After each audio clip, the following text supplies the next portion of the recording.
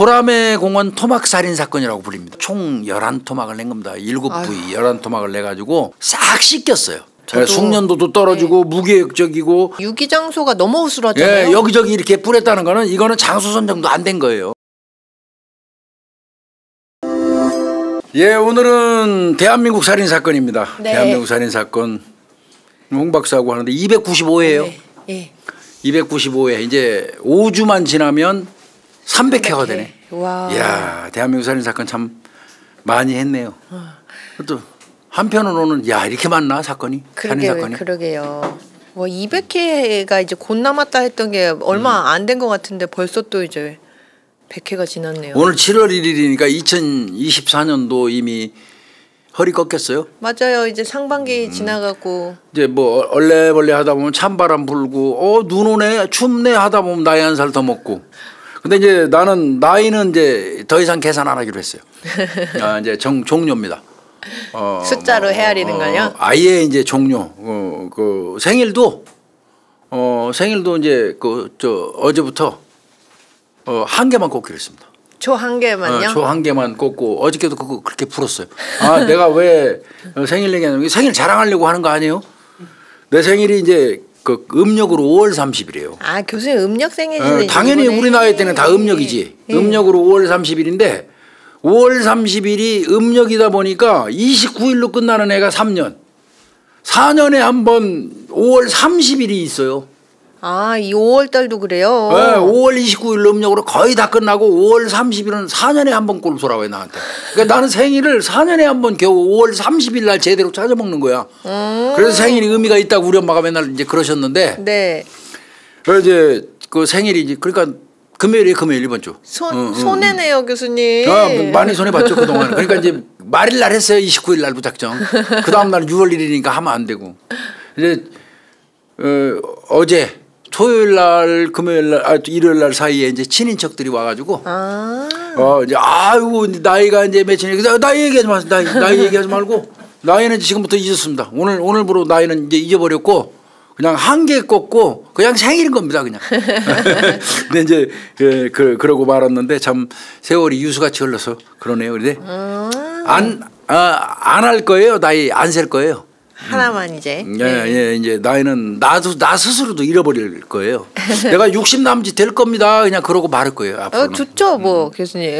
이제 그러면 이제 그 말하고 부합되도록 이제 안면 관리를 해야 돼요. 젊게 사셔야 되겠죠. 안면 관리, 복장 관리를 해야 되는데 어떻게 해야 될지 모르겠습니다. 오늘 295회인데요. 네. 이건 2000년도 사건이에요. 2000년. 예. 예. 2000년 6월 5일 날인데 2000년 6월 5일 예. 월요일 날이에요. 난 12시경에 네. 서울시 동작구 신대방동 소재의 보라매 공원 아시잖아요? 보라매 공원 알죠. 유명하죠. 예. 이 보라매 공원 내에서 이제 그 인근에서 지나가는 행인분들을 대상으로 해서 이발해 주시는 분이 있어요. 이모 씨라고 쉬운 2살 먹은 그 남성분이 있었는데 이제 그분이 어디서 하고 있었냐면 그 보라매 공원 안에 있는 남부 지체장애인 회관이 있어요. 네. 그 뒤편 이제 화단 쪽을 한 바퀴 도는 거예요. 뒷짐 짓고 손님도 없으니까. 네. 돌고 있는데 거기에 보니까 화단에 50리터짜리 쓰레기 봉투를 누가 툭 던져놨어. 예. 그러니까 종량제 이제 쓰레기 봉투인데. 네. 에이씨 어떤 놈의 새끼들이 그 쓰레기를 이런 데다 갖다 버려 봉투째 말이야. 예. 그러면서 이제 치우려고 그 화단으로 들어갔어요. 네. 화단으로 들어가가지고 그 봉투를 들으려고 딱 하다가 기겁을 해버립니다. 으악 소리 나오는 거예요. 뭐였냐면 봉투가 찢어졌어요. 비닐봉투 종량제 봉투다 보니까 찢어졌는데 네네. 그 찢어진 틈 사이로 사람의 다리가 삐쭉 드러나 있는 겁니다. 다리만요? 예, 다리만. 자지러졌겠죠. 어휴, 으악 소리 난 거지. 예. 그래서 즉시 그분이 경찰에다가 신고를 합니다. 아유. 이분 진짜 악몽 같은 거 기억하신 거예요. 예. 그래서 경찰이 이제 출동을 했고요. 네. 그 현장을 이제 감식하게 됩니다. 네. 그 쓰레기 봉투는 영등포 구청에서 나오는 쓰레기 봉투예요. 이게 굉장히 중요해요. 그 쓰레기 봉투. 맞아요. 예. 거기에서 그 안에서는 여성의 골반 그다음에 두 다리, 예. 그다음에 손목. 아 그러니까 이 하반신만 네, 딱 그리고 있고 이제 손목하고. 손목이 있고. 예, 여성의 골반하고 두 다리하고 손목이 토막된 채 들어 있었습니다. 아휴. 시신은 누가 보면 마네킹처럼 얼핏 보면 보일 정도로 네. 깨끗하게 씻겨진 상태. 특이하네요. 원래 토막하고 그러면 피가 막 묻어서 묻죠. 번져 있고 묻어 있고 해야 되는데 그거 다 씻은 겁니다. 오, 그러니까 얼핏 보면은 마네킹 같이 보일 정도로 예. 깨끗하게 씻겨져 있는 시신이에요. 시신의 일부죠. 네, 네. 다만 이제 그 하체 부위, 다리 부위만 가지고도 어느 정도 나이를 추정하거든요. 네. 한 30대 중반에서 40대 초반의 여성으로 네. 추정이 됐어요. 30대 중반에서 40대 40대 후반. 그리고 시신의 부패 상태, 난리 6월호이면 덥잖아요. 예. 근데 부패가 많이 진행이 되지 않았기 때문에 한 2일 정도, 이틀 정도 된 걸로 추정이 됐어요. 그러니까 금방 유기한 그러니까 걸로. 얼마 안 된 거예요. 예. 뭐 기타 이제 뭐 거기서 뭐 지문 채취라든지 봉투에서 뭐 이런 거 등등 기타 다른 단서는 나온 게 없습니다. 없어요. 아휴, 이게 큰 야, 사건인데. 이제 큰 사건이 터진 겁니다. 이거 난리나. 네. 경찰 입장에 난리 난 거죠. 근데 이제 경찰이 이런 경우라면 나머지 시신의 토막도 어디? 인근에 있을 개연성이 높지요. 그렇죠. 예. 그래서 이제 경찰을 총동원해 가지고 예. 다른 시신 부위를 찾기 시작합니다. 그러던 중에 네. 약 이 다리가 발견된 그 현장으로부터 약 한 250m 떨어진 곳에 뭐가 있냐면 도림천이 있어요. 도림천. 냇가. 예. 도림천 그 이 지류. 예. 지류에서 똑같은 쓰레기 봉투를 발견합니다. 그럼 맞을 것 같아요. 예. 그 쓰레기 봉투를 발견을 해서 열어보니까 거기에는 또. 예. 아까 손목만 들어있었잖아요. 네, 이번에는 양손하고 코가 들어있어요. 아유, 코. 같은 피해자인 걸로 추정이 됐습니다. 네. 동일인으로 추정이 된 겁니다. 당연히 양손이 나왔다 그러면 이제 지문 같은 건 제출하겠죠. 예. 그 지문 제출을 해갖고 인적 사항을 밝히는 데는 어렵지가 않았습니다. 네, 당연하죠. 네. 뭐 지문 나오니까 우리나라. 네. 그 피살된 사람은 여성이죠, 당연히. 네. 박성래 씨예요, 박 씨. 그 당시에 39살의 여성이고요. 네. 거주지는 서초구 방배동입니다. 그러면 39살 먹은 그 박 씨가 피살돼서 토막된 상태로 지금 발견이 된 거예요. 그렇네요. 그러면 이제 그 박 씨는 그럼 도대체 누군가 경찰이 바로 조사를 들어가겠죠. 예. 피해자 주변부터 보니까 예.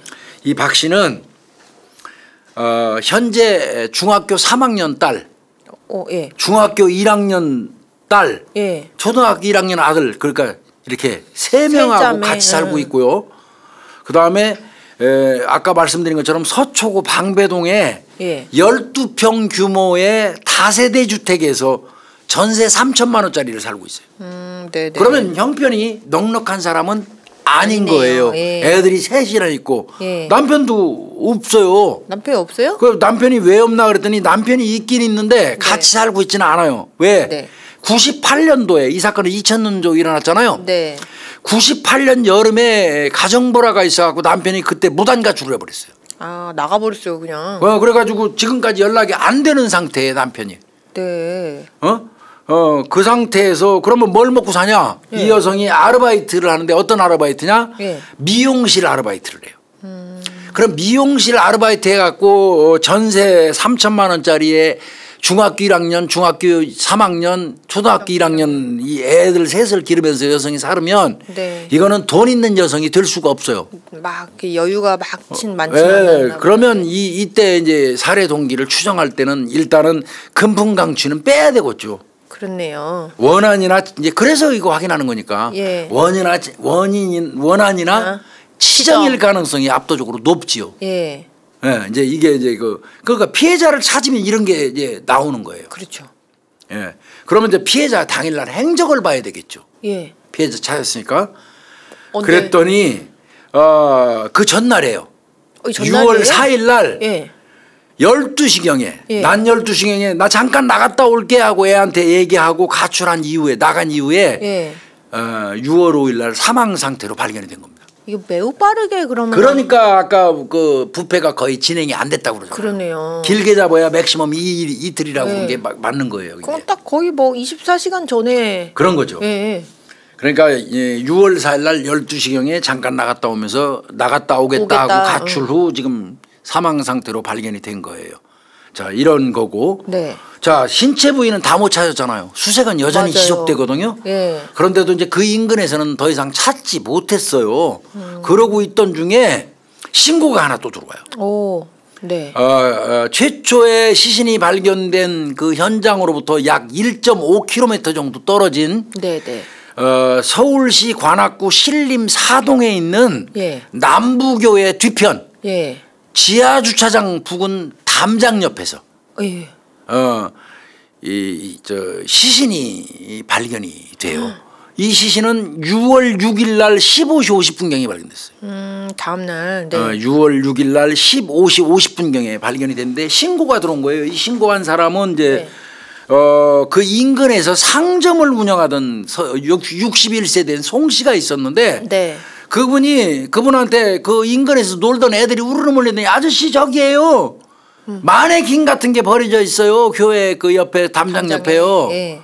그 나무 판자가 이렇게 있는데 거기에 있는데 꼭 사람 같아요.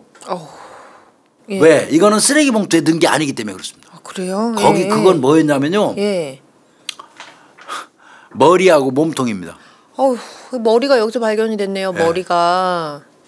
근데 워낙 깨끗하게 정교하게 싹 씻어놓고 예. 몸통은 몸통만 있고 싹 씻어놨으니까 예. 얼핏 보면 사람같이 안 보이는 거예요. 그래서 마네킹 같다 그랬나. 마네킹 같다고 이제 애들이. 이 상점 운영하는 송 씨한테 얘기했고 송 씨가 가서 확인하고 의아한 거예요 이게. 아유, 우악하죠. 그래서 이게 나무 판자 위에 딱 올려놓은 거예요. 근데 어휴. 올려놨다기보다는 이렇게 뭔가 담아가지고 가서 확 덮어지. 뿌렸는데 툭툭 떨어진 형태. 정교하게 가지런히 진열한 건 아니고. 그냥 이렇게 막.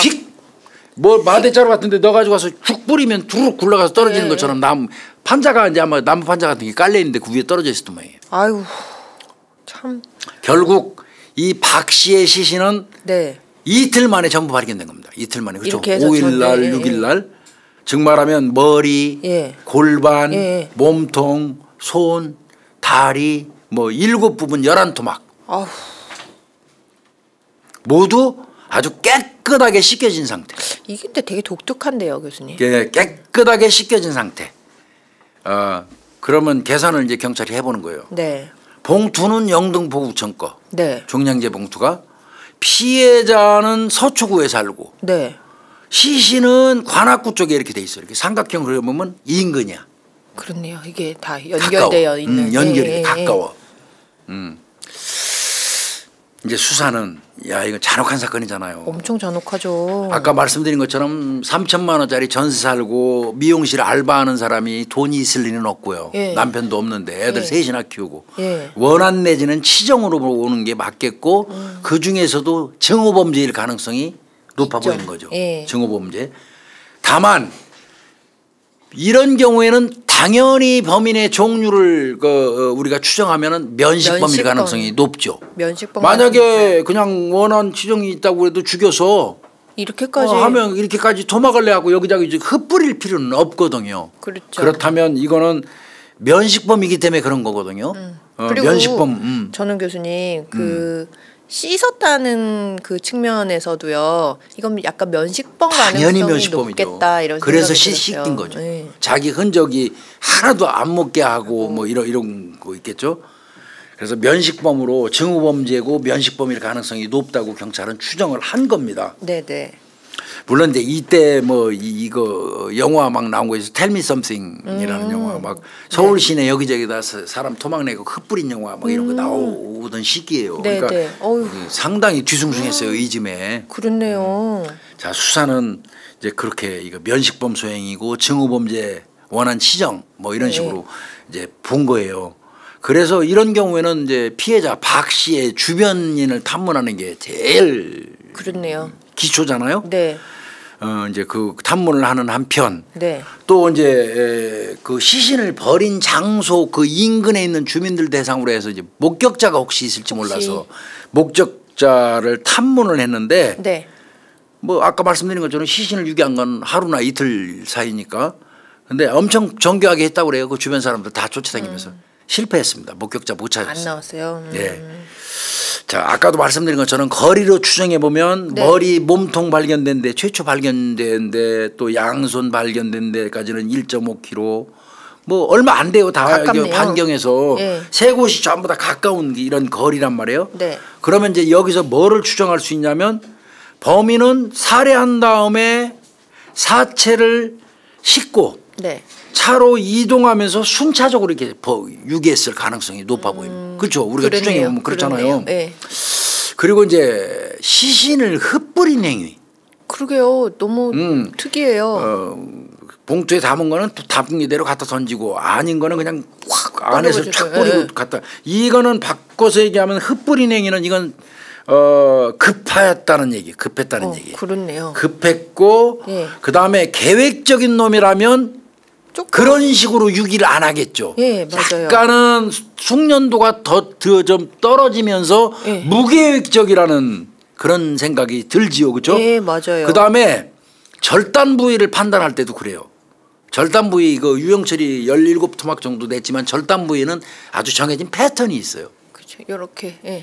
이렇게 관절로 해서 이렇게. 관절인데. 근데 이거는 무작위 절단이에요. 뭐 아무런 그대로 변해고 그러니까요. 그냥 이건 바꿔서 얘기하면 토막 막 내놓고 예, 예. 그냥 마구 낸 거예요. 마구 내놓고 쓰레기 봉투에다가 그냥 담긴 대로 담은 거예요. 왜 그러냐면 막 코하고 얼굴 집어넣고 뭐 다리 그러게요. 집어넣고 예, 예. 몸통 뭐 갖다 던지고 예, 예. 그 이런 거 봐서는 아주 토막을 애초부터 낼 생각을 하고 다 정교하게 내가지고 요 조각조각 넣은 게 아니라 맞아요. 무계획적으로 무작위로 절단을 해가지고 그냥 아무렇게나 있는 대로 그냥 막 아무렇게나 나누어서 그냥 봉투에 넣은 거예요. 이거. 그런 것 같아요. 저도. 숙련도도 떨어지고 무계획적이고 뭐 미리 지가 계획을 하고 토막을 냈다면 장소를 선정해갖고 그 장소에 갔다가 그렇죠. 유기하죠. 이 유기 장소가 너무 허술하잖아요. 예, 여기저기 이렇게 뿌렸다는 거는 이거는 장소 선정도 안 된 거예요. 이거 그러니까 아니나 다를까 하루 만에 바로 발견된 거 그렇죠. 아니겠어요? 그러니까 다 발견된 거 아닙니까? 그러니까 50리터짜리 쓰레기 봉투에 맞춰서 집어넣은 것 뿐이에요. 토막을 그냥, 내가지고 예. 마구잡이 절단해서. 그러니까 부위가 신체 부위가 뒤섞인 겁니다. 그렇네요. 대체로 상체는 상체대로 이렇게 다 좀 체계가 없네요. 여기. 이런 거라고 이제 우리가 추정할 수밖에 없어요. 네네. 요런 거는 이제 수사하는 과정에서 형사들이 이제 그 추리하는 겁니다. 이게. 네. 이제 그렇게 추리가 되고요. 자, 그러면 이제 용의자를 이제 또 추적해 가야겠죠. 제일 먼저 부상된 거는 볼 것도 없이 남편이죠. 네. 집 나간 지 지금 2년 됐잖아요. 사이가 안 제일 좋잖아요. 사이 나쁘고 네. 감정이 있잖아요. 싸우고 나갔으니까 남편이 43살인데 남편은 볼 것도 없이 제1용의자가 된 겁니다. 그렇네요. 그래서 신병 확보를 합니다. 신병 확보를 해가지고 뭐 당연히 당일날 행적수사 알리바이 조사를 하는 거죠. 네. 당일날 거 아주 그냥 이잡듯이 다 그냥 정교하게 봤대요. 확실하게 알리바이 성립됩니다. 그럼 남편은 아니네요. 절대 범인이 아닙니다. 예, 아니네요. 그래서 남편은 배제가 돼요. 예. 이런 경우에 정말 황당하죠. 아이고 또. 믿건곡건 자기 아내가 아내인데. 아직 이혼 안 했잖아요. 예. 아내가 죽었는데 자기가 또 범인 제1용의자가 돼갖고 조사를 받아야 돼요. 그러네요. 이게 정말 범인들이 나쁜 게 이런 게 더 나쁜 거예요. 그래서 맞아요. 그리고 나서 이제 다른 용의자들도 압축을 해서 수사에 들어가는데 네. 다른 용의자 이렇게 찾아보니까 이 박 씨가 혼자 살다 보니까 예. 남자 관계가 조금 복잡해요. 그럼 또 여러 그래서 명이. 이때부터 이제 경찰은 또 이거 치정이다. 치정의 증오범죄다 이렇게 이제 아마 네네. 생각을 한 것 같습니다. 그래서 거기 드러난 남자들이 이제 뭐 대표적인 사람들이 남 씨 45살 먹은 남 씨도 있고 36살 먹은 강 씨도 있고 뭐 등등 있어요. 이 사람들 알리바이 얼마나 꼼꼼히 조사했겠습니까? 그러게요. 이 사람들 고생 무지하게 했을 겁니다. 근데 아니에요. 예? 사거리 다 갖다가 이잡듯이 깠어요. 이 사람들. 예. 혐의 없습니다. 알리바이 다 성립됩니다. 그러면 주변에 있는 남자들도 아니야. 그다음에 그 인근에 있는 동종수법 전과자 우범자는 다 전수조사죠. 수백 명이에요. 다 데려다 일일이 다 깠어요. 그 뭐가 있어요? 없습니다. 특별한 거. 거기서도 아유. 나온 게 없습니다. 이거 가깝해져요 수사. 그렇네요. 처음에는 남편이 제1용의자라고 생각해서 쉽게 봤대요. 이렇게 집 나가 있고 막 싸워갖고. 그런데 아니야. 그러다 보니까 또 저 남자 관계가 좀 복잡하다 보니까 요 중에 있겠다 해서 또 그 사람들 정교하게 조사했더니 또 아니야. 네. 그 주변에 있는 인근 유사수법 전과자 우범자도 또 붙들어다 했더니 또 아니야. 아니요. 깝깝한 거죠 이게. 용의자를 어떻게 추려내야 될 텐데. 죽을 맛이죠. 이제 그 과정에 당연히 이제 휴대폰 통화 내역 들어가죠. 네네. 휴대폰 통화 내역 딱 들어갔어요. 그랬더니 이야 박 씨 그 휴대폰에다가 음성 메시지를 40대 남긴 그 음성 메시지를 남긴 40대 남성이 하나 딱 떠요. 이거 데려다 조사하자. 예. 조사했습니다. 엄청 조사했대요. 네네네. 혐의 없습니다. 알리바이 다 성립됩니다. 또 아니네. 미쳐버리는 거예요. 어떻게 하지? 자 통화 내역은 이제 저기에다가 압수수색 영장 받아가지고 통신사에다가 다 보내고 발신지 수신 뭐 이거 다 하고 그날 발수신이 나오면 전화번호 나오면 그 사람의 또 인적사항을 또 보내. 예. 이 인적사항 빼달라고. 예. 몇 번 오가야 되거든요. 그런 이제 그 시간이 좀 걸려요. 네. 그러다가 통신 내역 그 이 조회로 일일이 이제 인적사항을 전부 다 뽑아요. 네. 그러다가 사건 발생 3일 후에 네. 한 남성을 발견하게 됩니다. 거기서. 누구지? 예. 이게 뭐였냐면 네. 이게 봤더니 이거예요.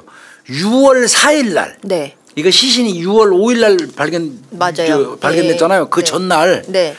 6월 4일 날 15시 45분. 네네. 오후 3시 45분에 1분 27초를 피해자하고 통화한 사람이 있어요. 예. 전화 걸어서 그 사람이. 그 사람이 누군지 모르지만 전화를 걸려왔어요? 걸어왔어. 예. 걸어온 사람하고 1분 27초를 그 피해자가 통화를 했어요.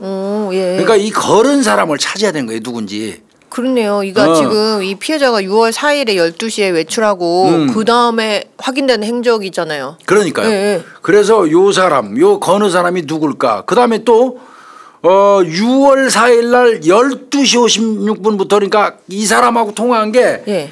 6월 4일 날 12시 56분부터 오후 6시 31분 사이에 3번 정도 통화를 했어요. 걸어온 사람.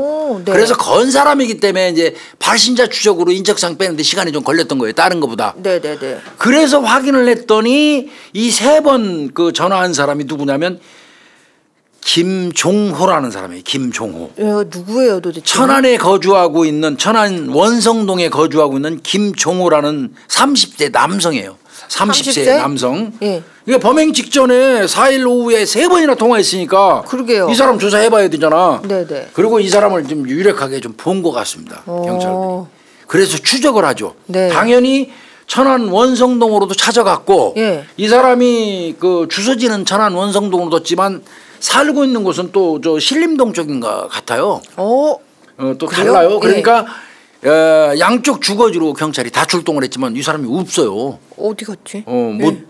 그리고 당연히 이 사람 인적사항이 나오니까 전과 조회를 해봤겠죠. 네네. 전과 조회를 했더니 이 사람은 1999년 12월 달에. 예. 그러면 이 사건은 2000년 6월에 일어났잖아요. 불과 한 5, 6개월 전에. 네네네. 99년 12월에 광주교도소에서 출소했어요. 죄명은 뭐였냐면 특수강도로 갔다 온 놈이야. 오. 그러니까 이거 유력해 보이잖아. 완전 유력해 보이네. 피해자가 없어지기 하루 전날 3번이나 전화 걸어와서 통화를 했고 피해자한테 전화를 걸어서. 예.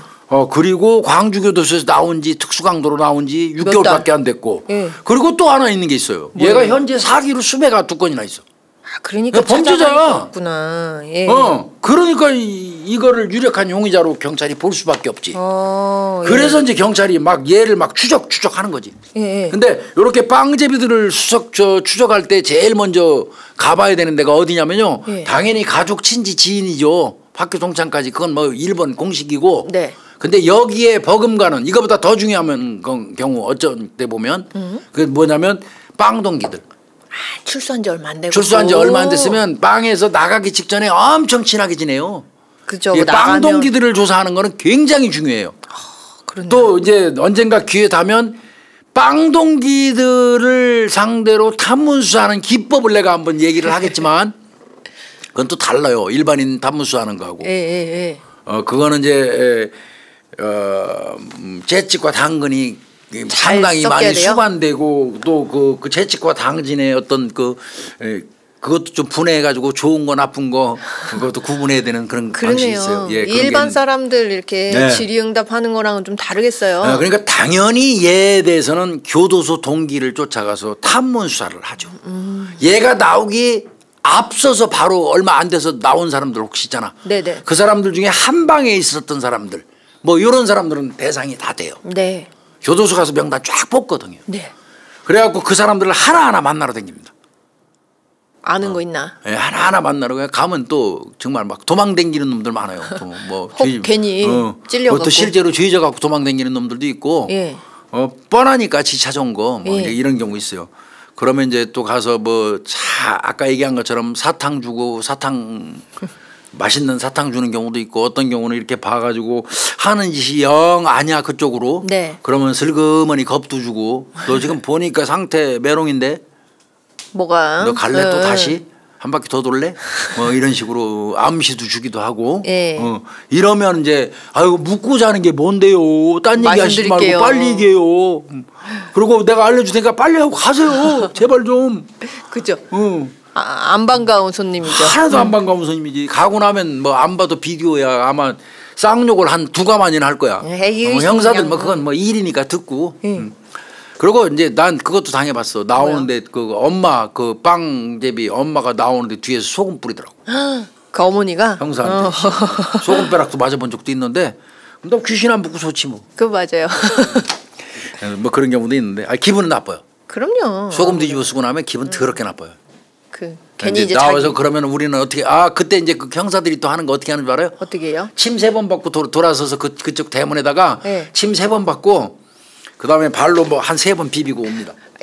또 이렇게 액땜 같은 거요. 액땜하고 좀 그런 짓도 하고 이 교도소 이 동기들을 상대로 해서 탐문수사를 쫙 했더니 한 사람이 그 중에서도 만만한 애들이 있어 이렇게 하다 보면 잘 얘기해 주는.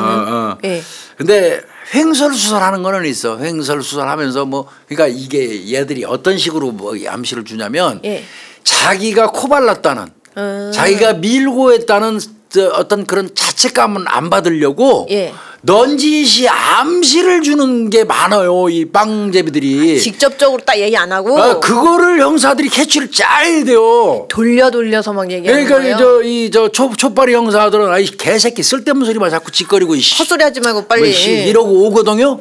근데 짬밥 있는 형사들은 걔가 넌지시 암시를 주는 경우 있어요. 뭐 뜬금없이 뭔 얘기하다가 무슨 저수지 얘기를 하고 막 그런다고. 갑자기, 그거 귀담아 들어야 돼요.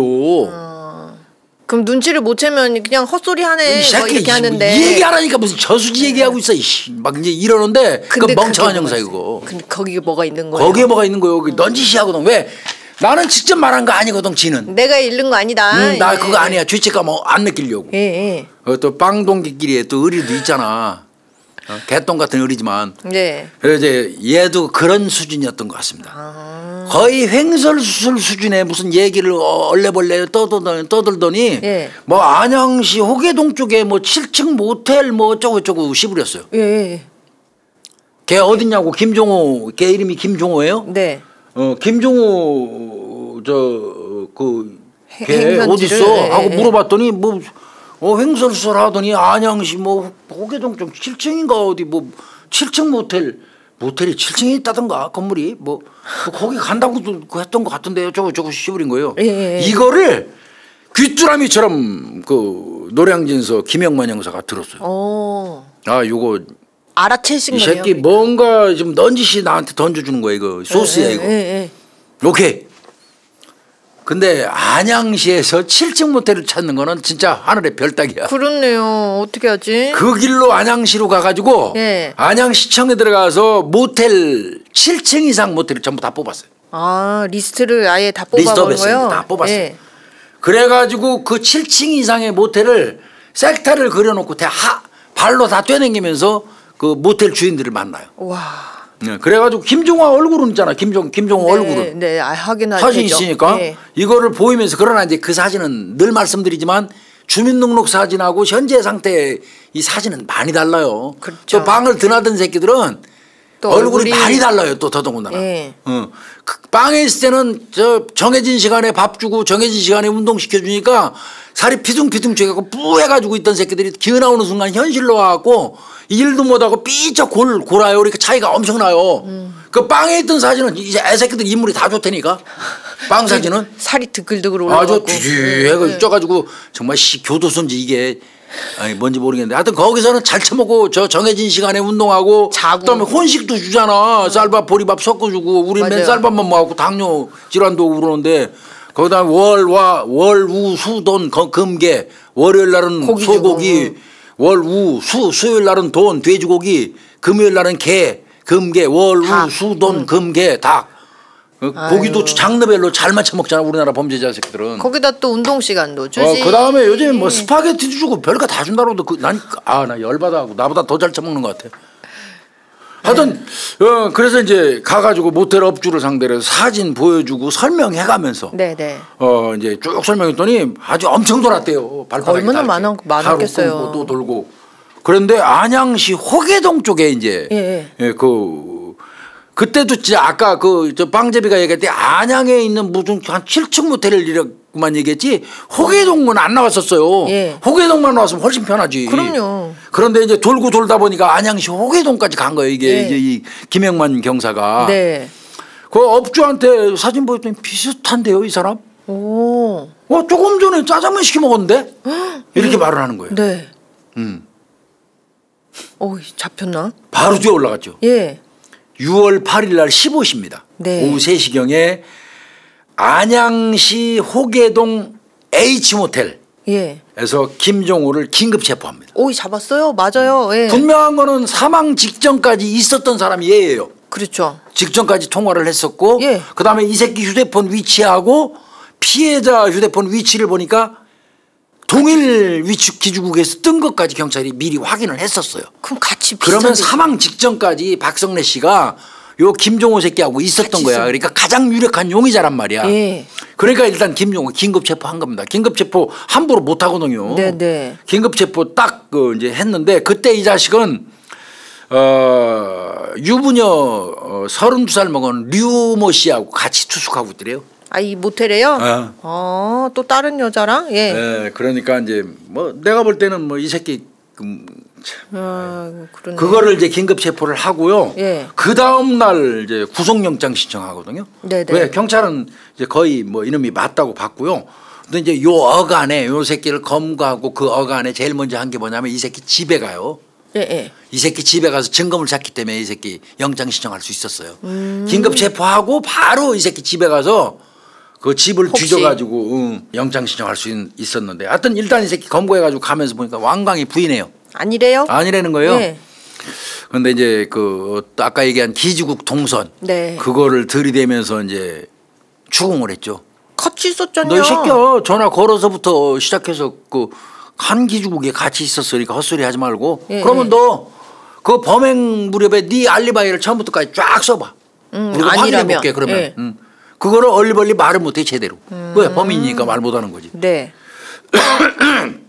그러니까 할 수 없이 자백을 했고요. 그때 이제 범행 도구 같은 거 다 어디 있어 이 새끼야. 집에 있을 거로 판단되니까 당연히 집은 압수수색하는 거고요. 네네. 집으로 바로 달려간 거예요. 영장 신청하기 전에 긴급 체포하고. 그 새끼 집에서 박 씨의 검정색 옷하고요.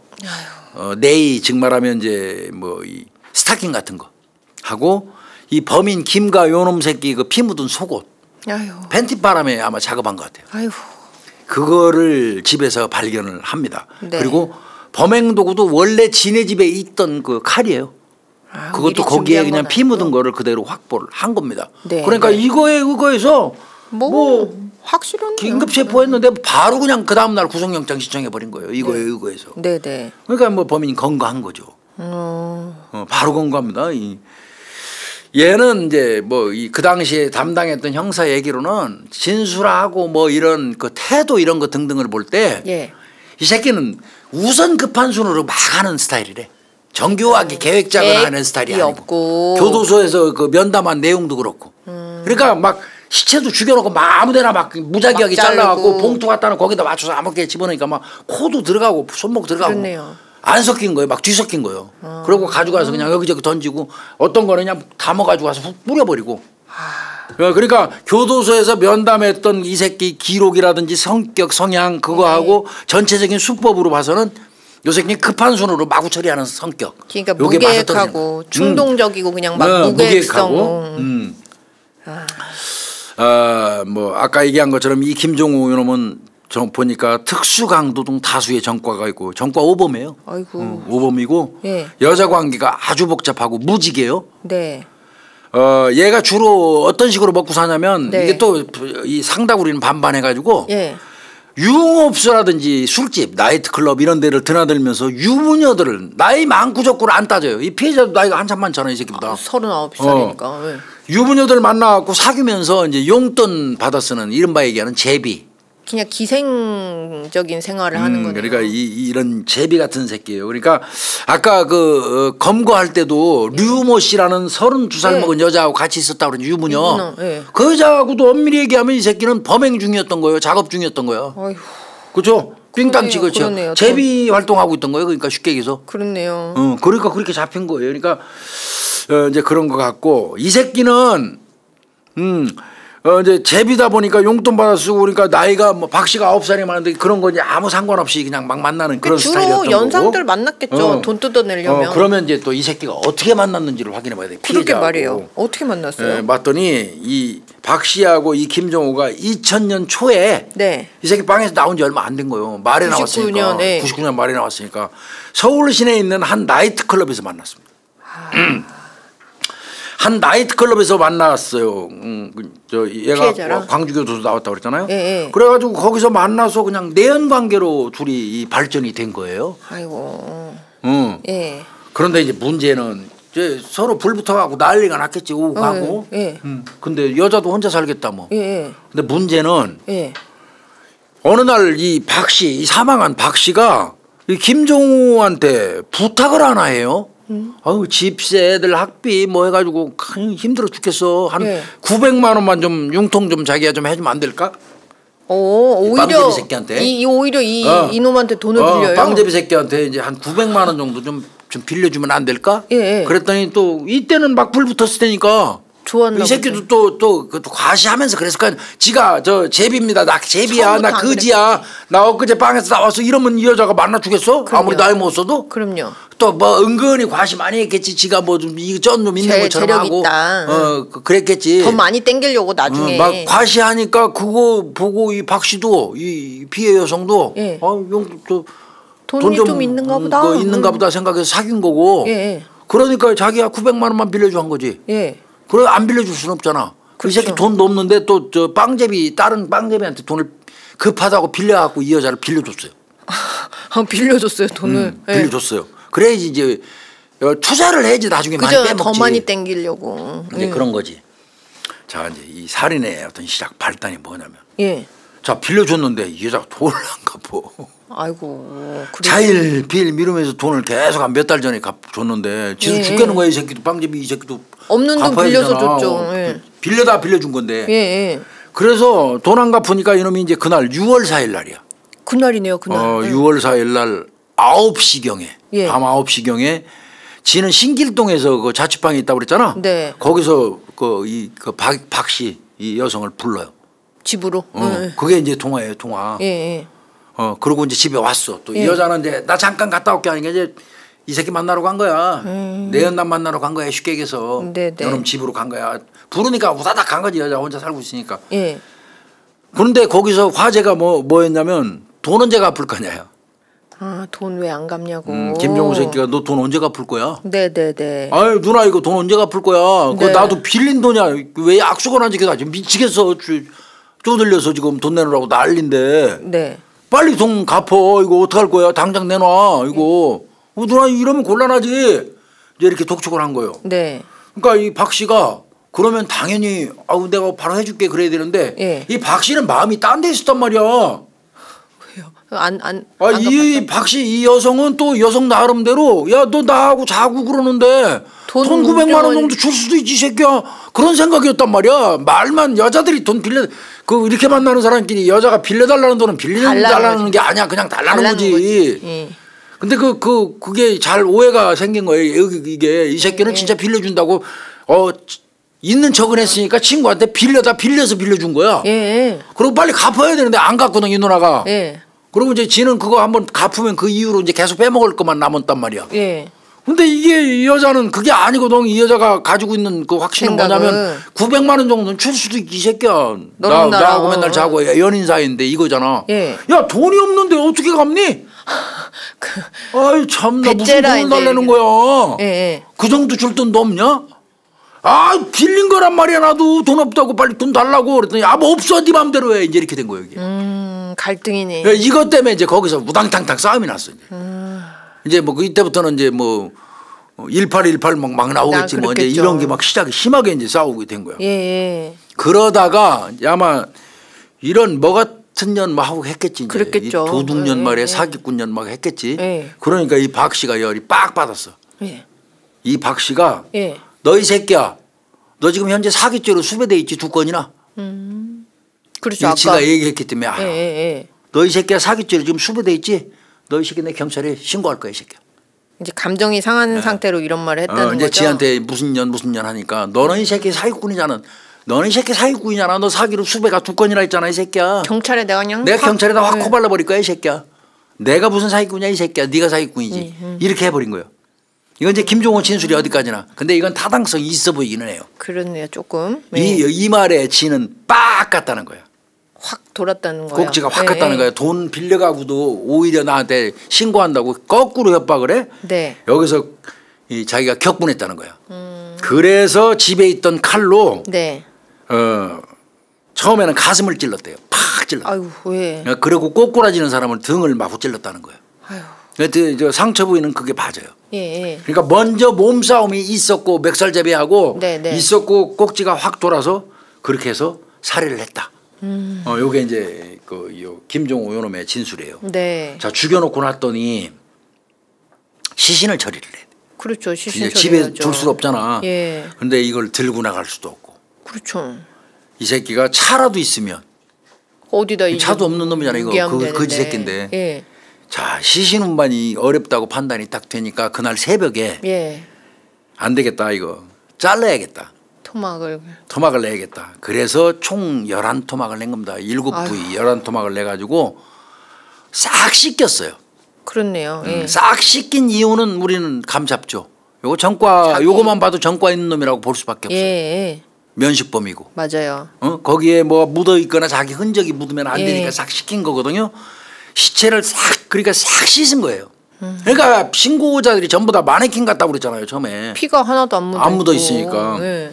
그러니까 지문 유출 같은 것도 걱정되니까 안 되게 싹 씻은 거예요. 그래가지고 50리터 쓰레기 종량제 봉투에다가 담은 거고요. 되는 대로 그냥 막 담았으니까 먼저 토막을 막 무작위로 내놓고 되는 대로 쓰레기 그냥. 봉투 벌려놓고 손에 잡히는 대로 집어넣다 보니까 그렇게 뒤섞인 거예요. 막 어디서는 코 부위가 나오고 막 그렇네요. 예. 손, 다리, 얼굴, 몸통 등에 한 11토막을 낸 거고요.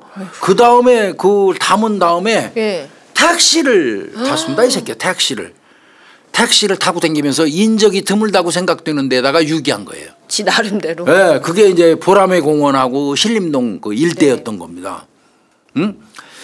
예, 만약에 이건 무계획이라고 봐요, 저는. 왜 무계획이냐면 계획적이었다면 미리 차 같은 운반 수단을 준비를 했을 거예요. 그랬겠죠. 근데 그 택시를 이용한가 봐서는 이거 무계획적인 거 맞아요. 그리고 이제 그 집안의 범구나 막 그런 것들도 좀 처리를 했을 놔두지도 거고. 않았겠고요. 예. 그다음에 지차가 있었다면 구태여 토막 낼 필요도 또 없어요. 그렇죠. 어디다가 안매장해 버리면 되니까. 차에다가 뭐 토막을 내는 수고를 해요. 그렇죠. 자기 차가 있었으면. 예. 그러니까 자기 차가 없었으니까 토막도 안 낸 것 같고요. 네. 근데 이제 씻긴 이유는 지문이라든지 이런 거를 조심하는 것도 있지만 종량제 봉투에 담아가지고 옮겨가야 택시를 되니까. 타면 냄새가 날 거 아니야. 그렇죠. 그럴까봐 씻긴 것도 있어요. 그럴 것 같아요. 택시 탔다는 거는 그래서 아마 했을 가능성이 저는 높다고 보고요. 네. 근데 이제 이 즈음에 하나의 사건을 또 설명을 안 드릴 수가 없어요. 이거 조만간 제가 할 겁니다만은. 네. 이건 준비 다 했는데 서울 명문대생 고대생이에요 사실. 명문대생 휴학생이 부모님들을 살해해서 토막냈던 사건이 있었어요. 저 이 사건 먼저 기억이 나요. 그래서 이게 이제 이은석 사건이에요. 23살 먹은 이은석 그 대학생이 2000년 5월 초에 이 사건 나기 한 달 전에 경기도 과천에서 부모 살해해가지고 토막 그래서 유기한 거 있었어요. 아 그러네요, 교수님. 이게 시기적으로 한 달 차이 나는 거네요. 이때 이은석이가 그 좋은 대학교 다니고 고등학교 때 석차도 280명 중에 7등 하던 애예요. 잘한 거죠. 대학에서는 4.5점 만점에 평점을 3.6점 받아서 공부도 잘했어요.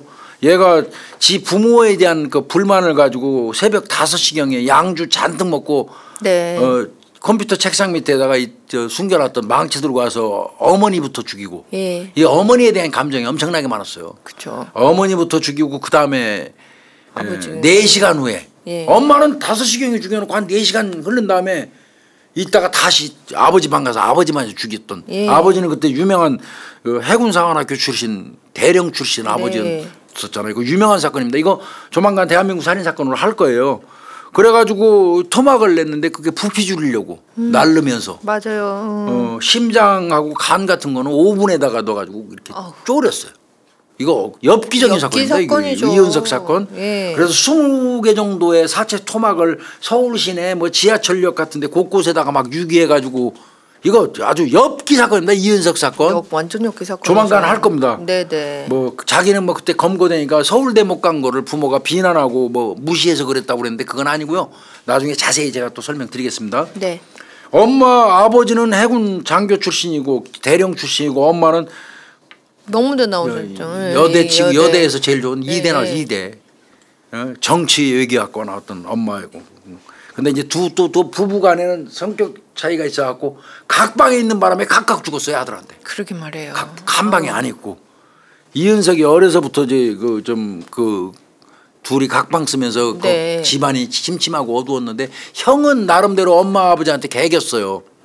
자기 의사표시 확실히 하고. 근데 얘는 수동적이라 엄마 아버지한테 엄청 핍박받고 있다가 부모에 대한 감정으로 그 두 사람을 그렇게 잔인하게 죽였던 사건이 이은석 사건인데 그때 이은석이가 무기징역 떨어졌거든요. 요 사건이 난 지 한 달 전이에요. 그러네요. 이 새끼가 거기에 영향을 받은 거예요. 이 김종국 새끼가. 했다 어쨌다가 한참 이슈였으니까. 난리였으니까 그때. 맞아요. 거기에 이 새끼가 좀 영향을 받아가지고 어떻게 보면 모방한 부분도 없지 않아 있다는 약간 거예요. 보면은 이제 그 막 체계도 없고 약간 무질서하고 무계획한 사람이잖아요. 그러니까 이 시신 처리를 좀 어떻게 해야 될지도 이렇게 좀 체계적으로 생각 못 하고 있다는데 그 방송에 나왔던 거 토막. 그래서 서울 시내 곳곳에 막 뿌린 거. 이거 뭐 그렇게 해야 되겠다. 그대로 흉내낸 걸로 보여요. 그리고 이제 요 놈이 내가 볼 때는 제 개인적인 생각인데요.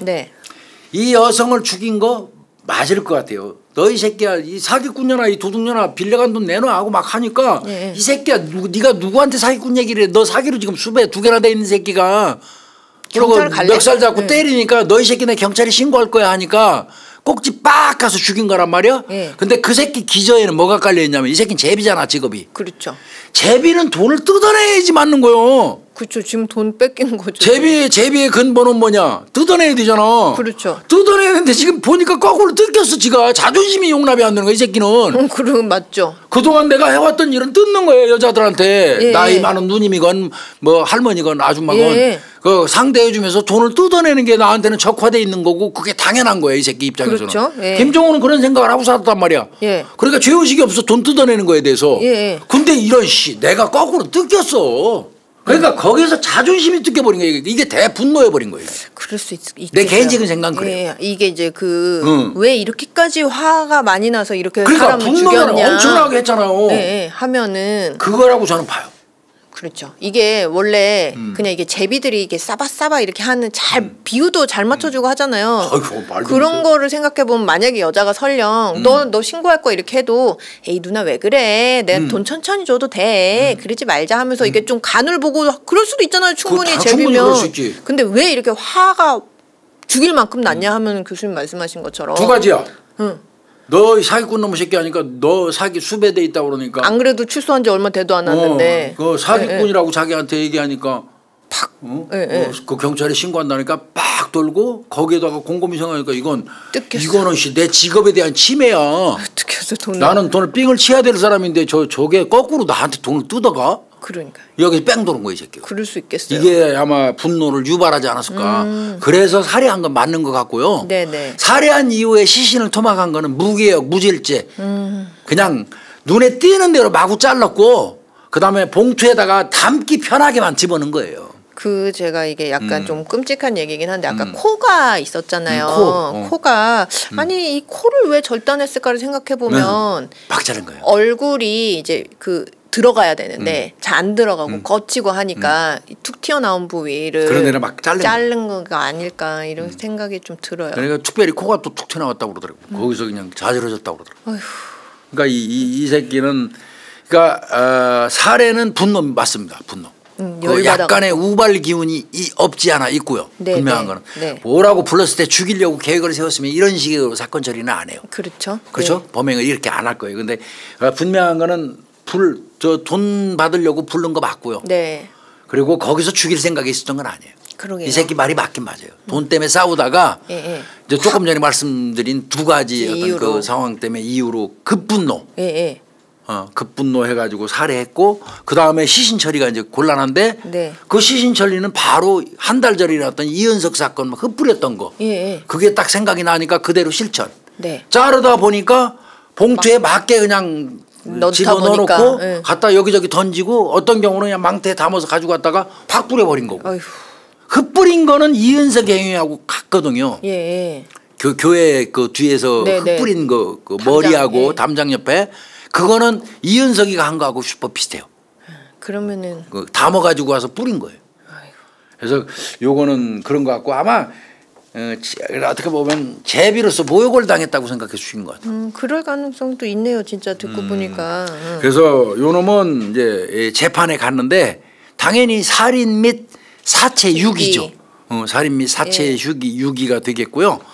예, 1심에 사형받았어요. 오. 이게 그나마 2000년도라. 네. 1심에서 사형. 그런데 2심에서 무기징역. 근데 이제 이 무기징역으로 감형을 시켜준 이유를 재판부에서 그때 이제 썼던 게 지금도 쓰여요. 이 말 늘 쓰는 말이잖아요. 이게 늘 쓰이는 게 이때 쓰인 거예요. 사람을 살해하고 시체를 유기한 행위는 끔찍한 범죄지만 조금이라도 개전의 정이 있다면 기회를 줄 필요가 있다. 그러니까 개전의 정이 있다는 걸 저 판사는 안다는 거야. 네. 조금이라도 개전의 정이 있다면 기회를 줄 필요가 있다. 사형은 형법에서 택할 수 있는 최후의 수단이므로 선고에 신중을 기해야 한다. 어떨 때 신중을 기할 수 있다. 뭐가 뭔지를 모르겠어요. 하여튼 그래서 사형이 아니고 2심에서는 무기징역을 줬고 대법원에서 확정이 돼서 김종우는 지금도 이 교도소에 있는데요.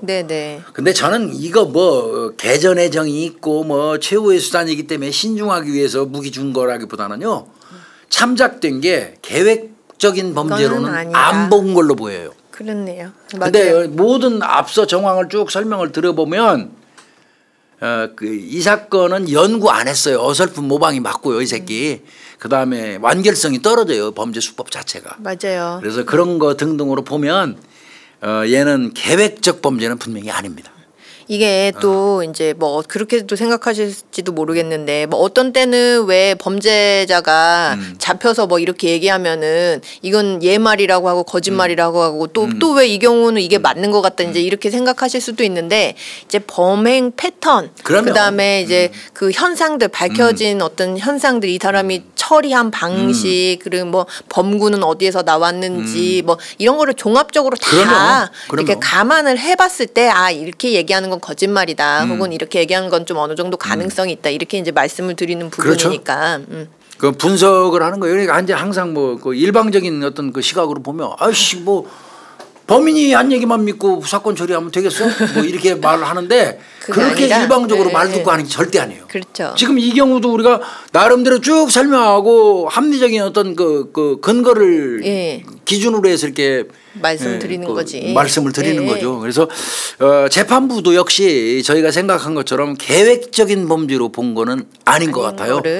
그러다 보니까 근데 이제 저희가 늘 말씀드리지만 사람 죽였는데 우발이 어디 있고 계획이 어디 있어. 맞아요. 사실은 약간의 참작은 필요하다고 봐요. 살해의 고의성이 없으니까 우발은. 그런 게 있다면 약간의 차이는 있을지 모르지만 사람을 죽인 행위는 같거든요. 그렇죠. 그래서 우발과 계획의 형량 차이 갭을 줄여줘야 돼요. 맞아요. 그러면 말이 없어요. 그러니까 이렇게 너무 차이가 많이 나. 그러니까 우발이든 계획이든 어쨌든 사람을 죽인 행위는 중하게 처벌을 하고 그렇죠. 그 와중에서 만약 계획이다 이렇게 하면 더 중하게 그리고 우발이라면 약간의 차이를 주고 그러니까 우발과 계획의 살인에 있어서는 우발과 계획의 폭행이나 뭐 상해는 뭐 저 유감 없어요. 어떻게 하든 그냥 우발적으로 우태해서 할 수도 있으니까. 그렇지만 살인은 계획과 우발의 이 형량 차이를 어떤 경우는 10년 이상 차이 나거든요. 맞아요. 뭐. 그 권고 형량이 있어요. 대법원에서 나온 권고 형량 보면 10년 이상 차이 나요. 그러니까 뭐 어떤 경우는 우발 살인해서 막 뭐 한 12년, 7년 막 7년 이렇게 하고 계획 살인은 30년 무기 떨어지죠. 이게 너무 갭이 많거든요. 그래서 살인은 우발과 계획의 어떤 갭을 형량의 갭을 많이 협소하게 봐야 된다. 맞아요. 그러면 말이 없다. 그런 생각이 좀 들고요. 하여튼 이 사건은요 그 애들이 셋 남았잖아요. 아유, 그렇죠. 엄마가. 애들 남겨진 아이들 잘 컸겠죠. 또 아버지가 또 와서 챙겼고 그렇게 했겠죠.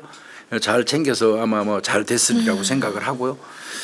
저희는 뭐 어찌됐건 이 박성래 씨, 이 박 씨의 명복을 빌을 수밖에 없고 얼마나 비참하게 살다 갔어요. 맞아요. 참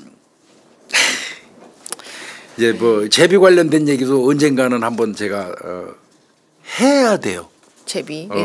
그 사건도 시신도 못 찾고 지금까지 시간이 흘러갔던 중학교 여선생님 사건이 제가 다뤘던 사건이 있어요. 그 시신 찾으려고 양평으로 이거 꼬챙이 들고 탐침봉 들고 수도 없이 가서 용문사 인근 쪽에서 이 제비가 이 제비가 그 인근에 가가지고 활동하고 거기서 뱀 처먹고 뱀탕 처먹고 그 제비도 투자는 해요. 뜯은 돈에서 뱀탕을 열심히 처먹더라고. 스태미나 체력 관리하느라고 좋아지려고. 엄청 뱀도 엄청 처먹었더라고 새끼. 아이고. 그 장부 보니까. 그런데 그 새끼가 유력한 용의자라 살아 있었으면 우리가 따다가 조사해서 시신 찾았을 텐데 이 새끼가 거기서 오다가 강변으로 추락해가지고 뒤져버렸어요. 죄 받아갖고. 처벌을 받은 건 맞는데 그런데 뒤지기 전에 그 피해자라도 찾을 수 있었으면 좋았을 텐데 제가 사건 담당했던 그 사건도 지금 제가 가지고 있고 그래서 제비 관련된 거는 한꺼번에 묶어가지고 한번 해보려고 그래요. 조만간 제비 관련된 사건도 할 거고 이 사건도 이제 결국은 제비 분류인데 그런데 그렇게 사건이 처리가 됐습니다. 그래서 오늘은 이렇게 불려요. 보라매 공원 토막 살인 사건이라고 불립니다.